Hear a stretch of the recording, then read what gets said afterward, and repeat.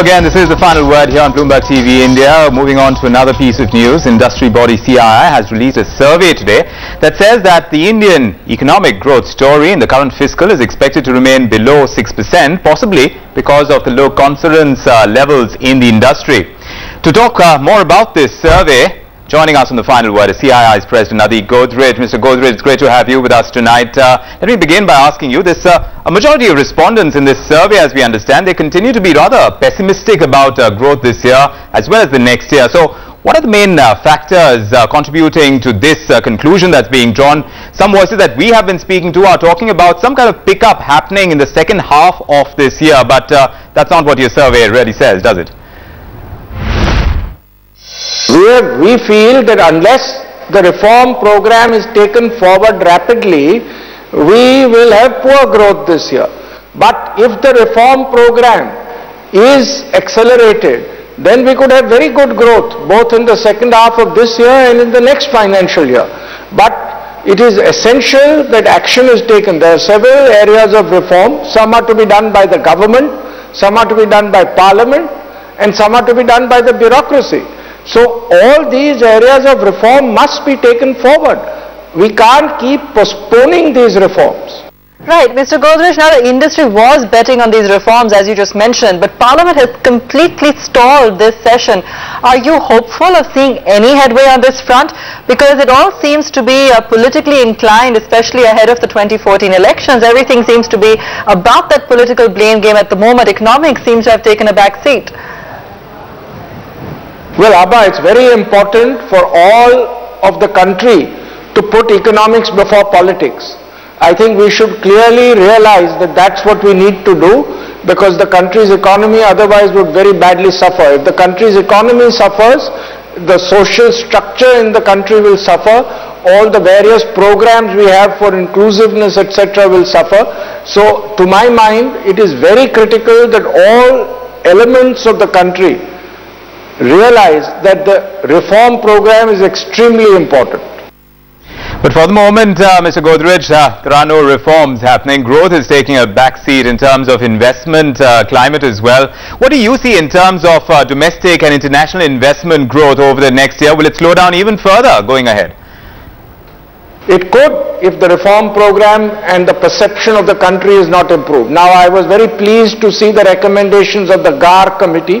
One of the major reasons perception has suffered was GAR and retrospective amendments.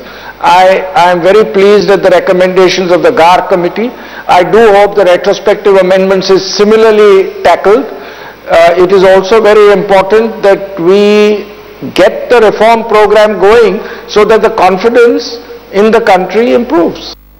Mr. Godrej, while we have you, we have to ask you about the possible deallocation of coal blocks. It has, of course, dominated headlines in the country. Do you think the government's reversal of policy could be detrimental to sentiment on India? Yes, of course. I think it's extremely important. If according to the agreement entered into, there is a problem area, if some allottee of the coal block has not done clearly what he or she was expected to do, I can understand cancellation of the allotment. But without that, there should certainly not be any cancellation, merely because there is some CAG report. The CAG report needs to be discussed and then acted upon, but certainly not a unilateral cancellation of the allocations. Alright, so as far as reforms are concerned, that's one part of the story, but inflationary pressures, they persist, they add to the slowdown in growth. So it seems like we are stuck, Mr. Godrej, between a rock and a hard place. So how important do you think monetary policy is at this stage? We need interest rate reduction to ensure that there is an increased investment in the economy, and also there is a better consumption. A lot of consumption of items which are financed has been negatively affected. We just saw the automobile production reports for August. They have been very poor. Residential property sales are also not doing too well because of high mortgage rates. Interest rates need to be reduced, and I think if interest rates are reduced, it will have a positive effect on inflation. Inflation will go down, because what is happening currently is, because of the high interest rates, the rupee has depreciated very considerably. And if the rupee depreciates, it adds to inflation. And therefore, I feel an interest rate reduction will be both very good for GDP growth as well as in the long term bring inflation down.